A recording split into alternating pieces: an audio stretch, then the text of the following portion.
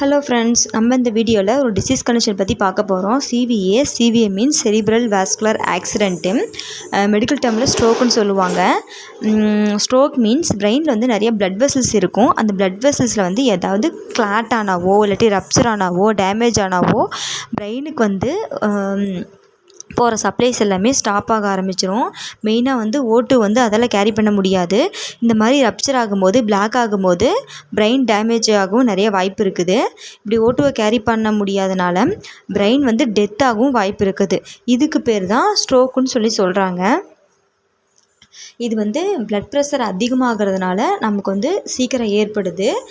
நிறையா பார்த்திங்கன்னா blood pressure அதிகமாக நம்மளுக்கு ஹெட்டேக் வந்து அதிகமாக இருக்கும். இதுக்கு தான் மெடிக்கல் டேர்மில் பி சேஃப்னு ஒரு அவேர்னஸ் மாதிரி ஒன்று கொண்டு வந்திருக்காங்க. பி ஃபார் பேலன்ஸு, ஒருத்தவங்களை பார்க்குறீங்க பேலன்ஸாக அவங்களால நிற்க முடியலை. இ ஃபார் ஐஸ், எனக்கு கண்ணு தெரியல மங்களாக தான் தெரியுது. எஃப் ஃபார் ஃபேஸ் பார்த்திங்கன்னா ரைட் அண்ட் லெஃப்ட் ஒரு பக்கம் நல்லா இழுத்த மாதிரி இருக்கும், அது டிசீஸ் கண்டிஷன் பொறுத்து. ஏ ஃபார் ஆம் வந்துட்டு கை தூக்க சொன்னால் அவங்களால கை தூக்க முடியாது. எஸ் ஃபார் ஸ்பீச், ஒரு வார்த்தையை சொன்னாங்கன்னா அது ஃபுல்லாக வந்து க்ளோஸ் பண்ண முடியாது.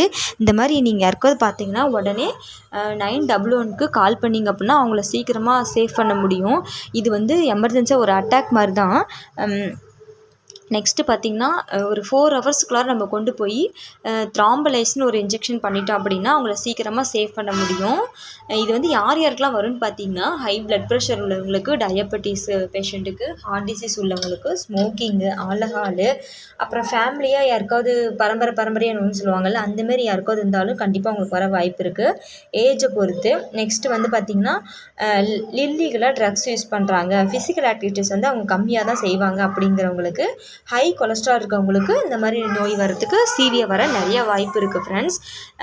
இந்த மாதிரி ஏதாவது யூஸ்ஃபுல்லாக டிசீஸ் கண்டிஷன் பற்றி தெரிஞ்சுக்கணும் அப்படின்னு பார்த்தீங்கன்னா என்னோடய சேனலை வந்துட்டு லைக் பண்ணுங்கள், ஷேர் பண்ணுங்கள், சப்ஸ்கிரைப் பண்ணுங்கள். Thank you friends, thank you.